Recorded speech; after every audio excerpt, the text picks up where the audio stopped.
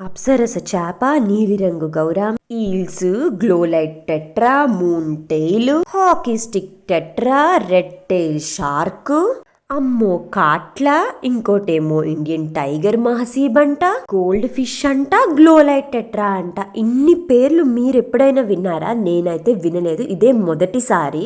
వేరే దేశాల నుంచి రకరకాలైన చేపల్ని తీసుకొచ్చి ఇక్కడ పెట్టారు. నమ్మ బెంగళూరు ఎక్వేరియం, ఇది మన ఇండియాలోనే సెకండ్ లార్జెస్ట్ ఎక్వేరియం. తెలుసా మీకు?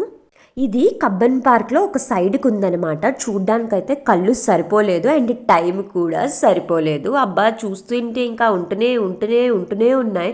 కిందన ఒక 16 ట్యాంకులు, పైన ఒక 40 ట్యాంకులు ఉన్నాయి. 2 ఫ్లోర్లో ఎక్వేరియం ఉంది.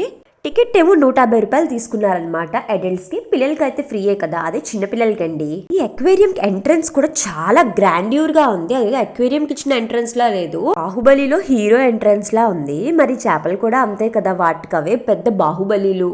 అక్వేరియంని చాలా బాగా మెయింటైన్ చేస్తున్నారని చెప్పుకోవచ్చు. ఎందుకంటే ఎక్కడికక్కడ చాలా నీట్గా అంతా చాలా బాగుంది అండ్ జనాలు కూడా ఫుల్గా ఉన్నారు. నేనైతే యాక్చువల్గా నాకు అక్వేరియం అయితే అసలు యాక్చువల్గా ఇంట్రెస్టే ఉండదు. నేను లాక్కొని వెళ్ళారు మా వాళ్ళు అయితే, కానీ అక్కడ చూసాక నేనైతే షాక్. రకరకాలైన పేర్లు మనకి పలకడానికి అయితే కొంచెం కష్టంగానే ఉంటుంది, కొంచెం కాదు యాక్చువల్లీ చాలా కష్టంగా ఉంటుంది. కానీ ఇవి చూడడానికి మాత్రం చాలా అందంగా ఉన్నాయి సుమి. వైజాగ్లో పుట్టి వైజాగ్లో పెరిగాను, కానీ నాలాంటి సిచ్యువేషన్ చాలా మందికి ఉంటుంది. చాలా మందికి 99% ఆఫ్ పీపుల్కి ఉంటుంది. అదేంటా అనుకుంటున్నారా? మన తీర ప్రాంతంలో మనకి దొరికే చేపల రకాలు అన్నీ మనకు తెలియకపోవచ్చు అండ్ మన షోర్లో ఎక్కువ ఏం పడతాయన్నది కూడా మనకు తెలియకపోవచ్చు.